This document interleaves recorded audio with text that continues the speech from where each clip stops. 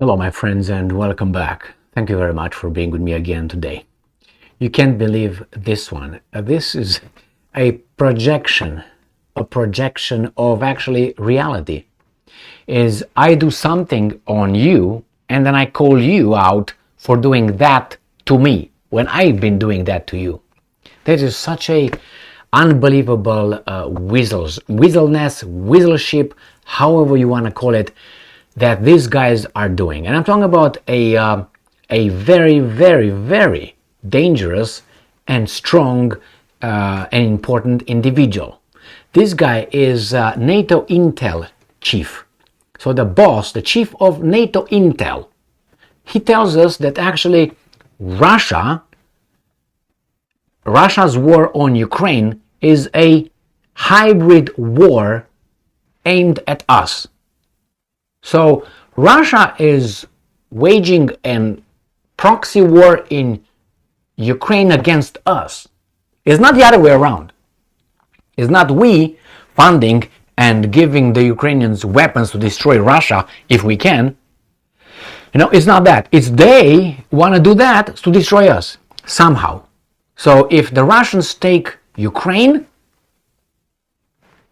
that's the hybrid war against us somehow.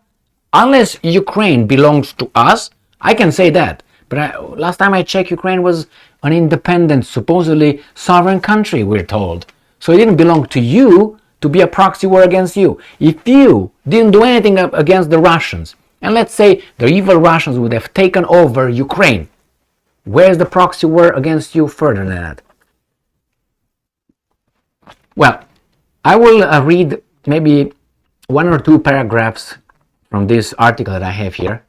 And this is the reason why I sometimes don't read further if I, let's say, or I listen to someone's lecture or answers in a debate. And the second I realize one person is a weasel, I'm not going to listen to that person anymore. Because if that person has a worldview of a weasel, he's going to use that weasel worldview on everybody else. So I'm going to point to you how this NATO Intel chief, how he reasons and how he is a weasel.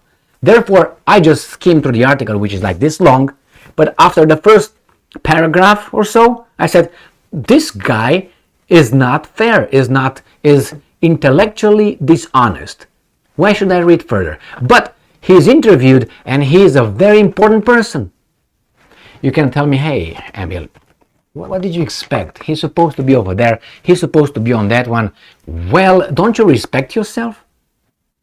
Keep your mouth shut if you don't want to be called out as a weasel.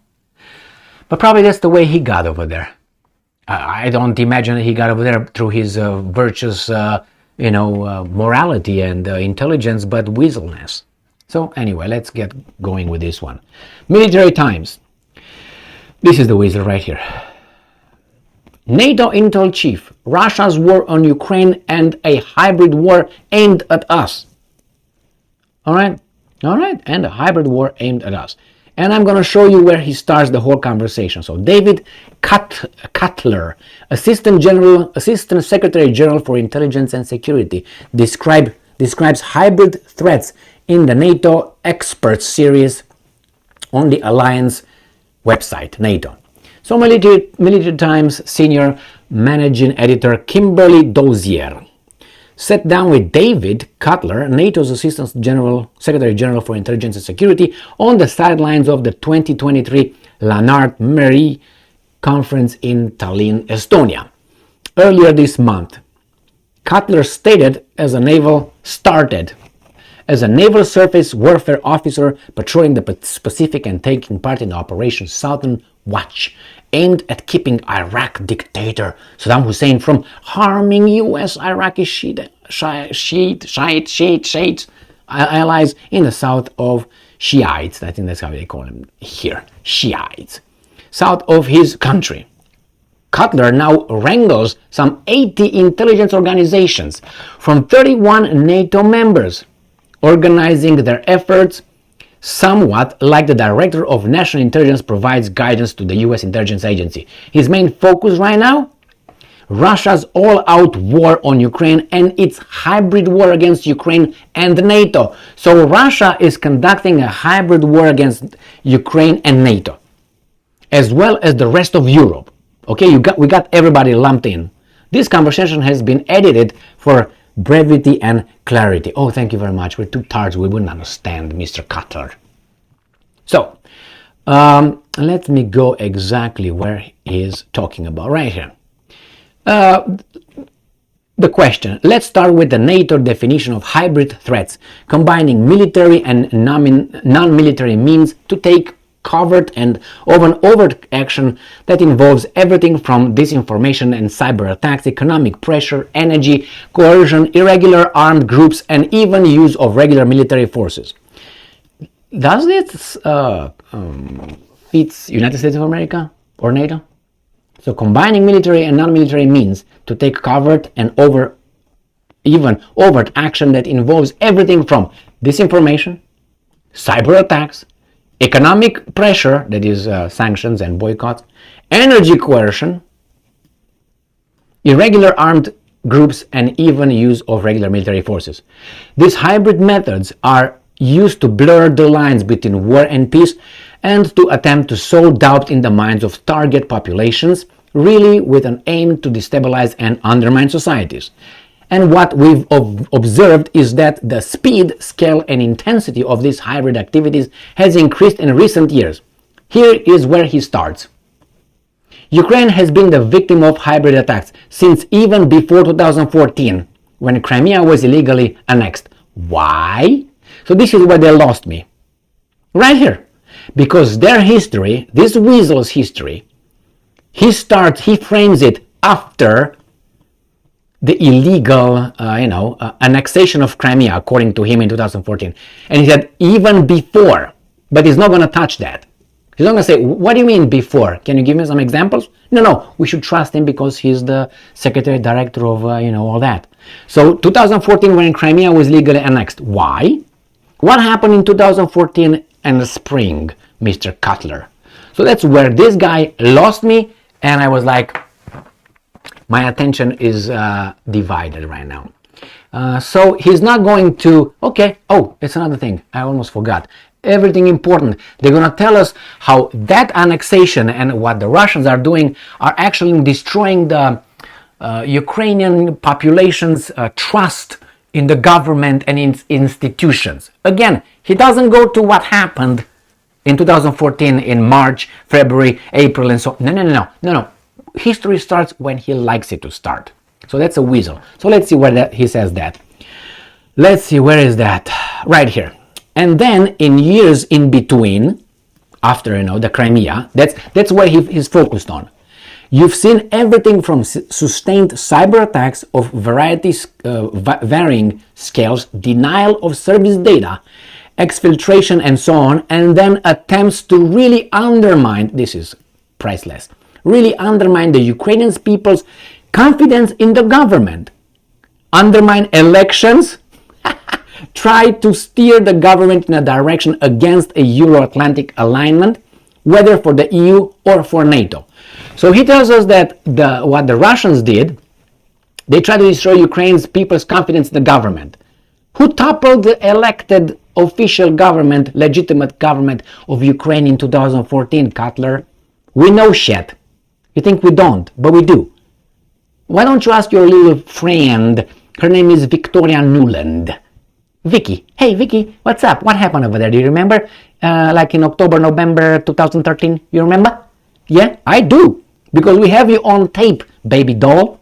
But hey, the Russians tried to undermine the Ukrainian people's confidence in government, undermine elections. Not them. Not these guys. No. Who overthrew a elected legitimate government. So who did it? But no, that's why he starts only right here, Crimea, because oh my God, now you tell me, should I listen to this? I'm not going to listen to this guy. I'm going to memorize his name, Cutler. But that's it. Next time when I hear Cutler, I say no, don't listen to this guy ever. Done. He is intellectually dishonest. And he's going to make his own point The whole point of all this article, let me show you how long it is. Okay, so we're right here. So we're here. All right. Watch your eyes. Okay, we're gonna go down. Pam param param param pam param param param param param param param. Questions and answers. Questions and answers. So I just skimmed through this and everything here until here. All this is based on the first paragraph. Only 2014, after the coup that he never mentions. He says, yeah, the Russians did everything I said as a hybrid war against us. But who overthrew that guy? Yanukovych in 2014. Who undermined the elections? Who helped undermine the elections? Ay. All right? So this is the people that, remember, I guarantee you, 90, and I don't say this because you and I are here the smartest, but I think they are the dumbest right there. 99%. They will not catch that. He framed it however he wanted it. And he said that Ukraine should go into Euro-Atlantic organizations. Says who? The people voted for Yanukovych. Yanukovych did not agree with a little economic deal with the European Union, but agreed with the Russians. And that made everything, hit the fan. He was the elected official, like right now, because Biden gives billions from our taxes to, Zelensky. We should all of a sudden, do something with them. No, what do? We wait until the next elections and work within the system. But no, the Ukrainians were in a hurry. It seems like the guys outside were in a hurry. So that, no, Yanukovych, you can't do that. You have to come this way because that's the way we like it. Not what the Ukrainian people wanted by electing you and you making decisions as you have to, as a legitimate ruler, the president and the government. No. We're going to change that. And this weasel starts only then. Remember, anytime you have a conversation with someone, regardless who it is, a police officer, judge, lawyer, or attorney, or your wife, or a friend, or an enemy, don't let them frame the conversation for you.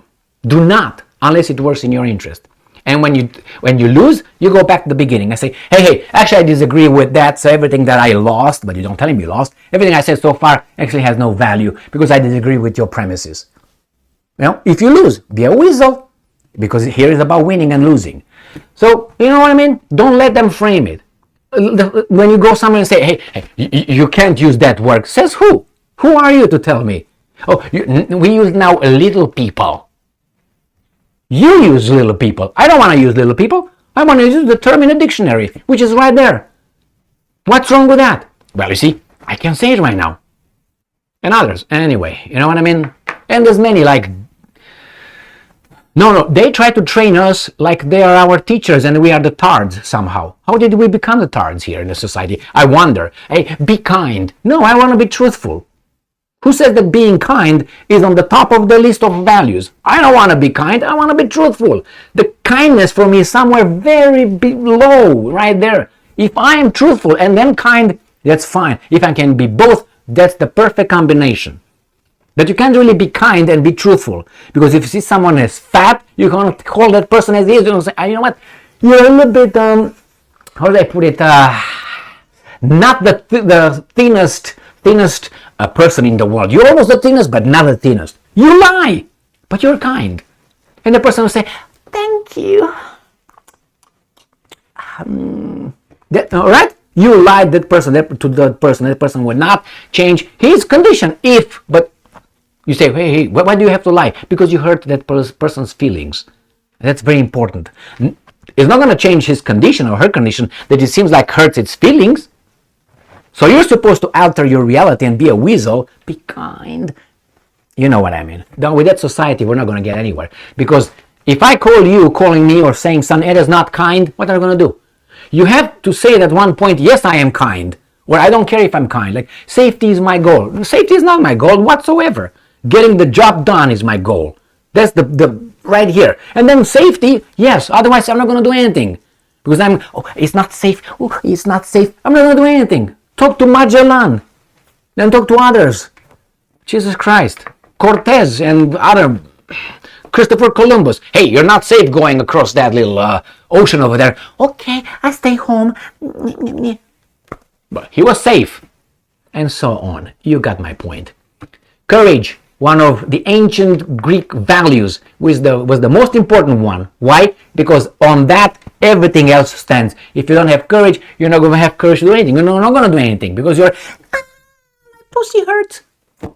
Thank you very much for being with me again today. Stay strong, stay smart, look for the truth, and be just. Jesus Christ.